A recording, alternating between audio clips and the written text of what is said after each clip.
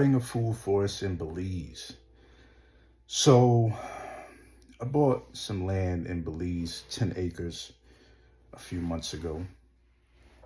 And ever since I purchased it, I haven't been back down there. I actually have a rental down there that I secured so I could have a place to stay until the tiny house or the house that I'm having built is delivered to the land. And the house that I'm renting is about 5 to 7 minute drive from the land. This year on the agenda will be building up that 10 acres. It's forest, jungle, palms, other fruit trees, other, miscellaneous trees and herbs and whatever native plants that are native to Belize. It's just full and lush. Like, I like it. And the goal is to create like a permaculture style setting and work with the land. No monocrop style, no bulldozing what's there. The only bulldozing that I'm planning on doing is the driveway and the space that the house is going to be.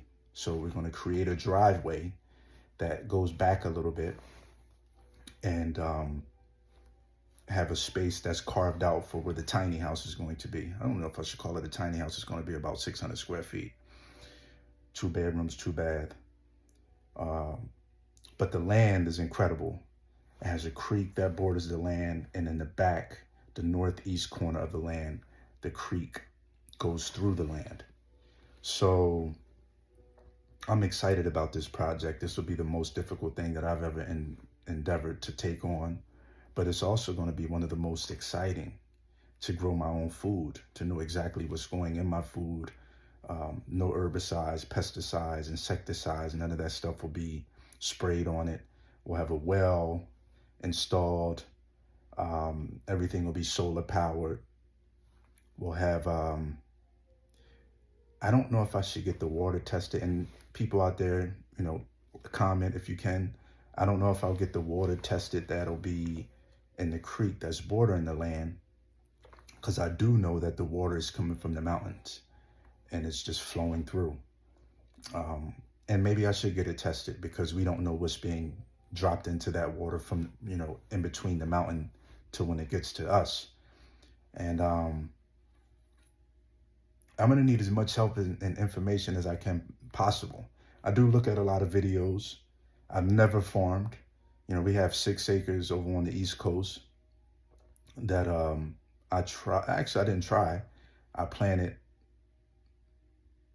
squash, watermelon, tomatoes, cucumber, callaloo, kale, romaine lettuce, several others. And we tilled the land, not a big piece. I don't even know the dimensions, but it wasn't that big. It was enough. And started to grow everything from seed in the soil. No raised beds, none of that stuff. Nothing sprayed on it, and it grew. That was kind of like my beginning and trying to see how to grow things from seed without any experience. But in the jungle, I've never done that. It's the weather down there is a minimum of 68 in the winter, and a high of 80 to 90, and it's humid. It has a rainy season for 5 to 6 months out of the year and a dry season for 5 to 6 months out of the year.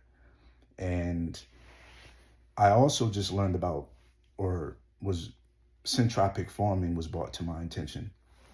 So what I would like to do is create a regenerative type forest, a food forest with mangoes, papayas, acai, palms, coconuts, soursop, limes, and several others, tropical plants. I'd like to create those and have those in that forest. Not going to try to do the whole 10 acres. Of course, it's actually over 10 acres, but I'm not going to try to do the entire 10 acres right away. We're going to start off with about maybe a quarter acre, take it from there, start small, see how things go, and then grow from there. And I'll probably have to hire a consultant who specializes in, what do I want to call it? They specialize in, being an environmentalist. So protecting and preserving the earth. And hiring someone like that, actually the same guy who done the soil test, probably bring him on to hire him to help us with, figuring out the best way to go about planting without tearing things down. We don't want to tear any of the things that give us our oxygen down. We don't want to tear the trees down. We want to build within so everything can work together and build upon one another. And near the house, we'll have the garden, a small garden, our lettuce, our tomatoes, our cucumbers. There's also an avocado tree on the land as well. So that's a good thing. What's on the land right now is 13 mango trees, 3 coconut palms. You have some plantains, some wild bananas, some plums, Suriname cherries, star fruit, breadfruit, avocado. Probably missing 1 or 2 other things that I don't know of, but for the most part, that's what's there right now. And then when the house gets there, I'm going to plant a garden right near the home. And it's a lot. This is really going to be a big thing. I'm going to document everything and post everything to YouTube so everybody can get an idea.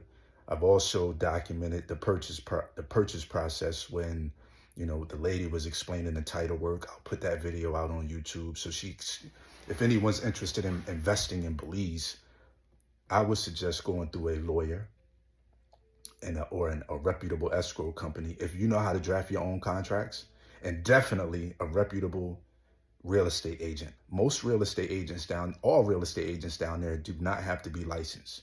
So if you're buying in Belize, get a lawyer. If you're going to use a real estate agent, it's usually the seller's agent anyway. But you're definitely going to, and they don't necessarily have your best interest at heart. Their fiduciary duty is to the seller. So get you a reputable real estate agent, but because you don't have to have a license. I should get you a reputable lawyer because you don't have to have a license. I can go down there and be a real estate agent right now and sell you a house. So if you're going to buy in Belize, definitely get a lawyer. And if you're going to use a real estate agent, get one from Remax is down there. Get one from a reputable company who likes to, at least uphold their reputation. But it's a lot that's going to be coming from that, and a lot of videos coming out from the process of the purchase, which I have a lot of that footage. The lady breaks down the different titles, how to obtain the titles, how to go about changing the title that you receive to a different title. I was just gonna say better title, but a different title. And it's just an interesting process. I'll put that video out later once I get more videos on what's going on. But we're definitely going to document the whole process so people can see how they can purchase land in Belize. If you're interested in Belize or any other country, you always should use a lawyer, period. Anyway, there'll be more videos to come about the Belize purchase and the Belize process. And like, share, and subscribe the video. Like, share, and subscribe to the channel for more videos to come. Peace.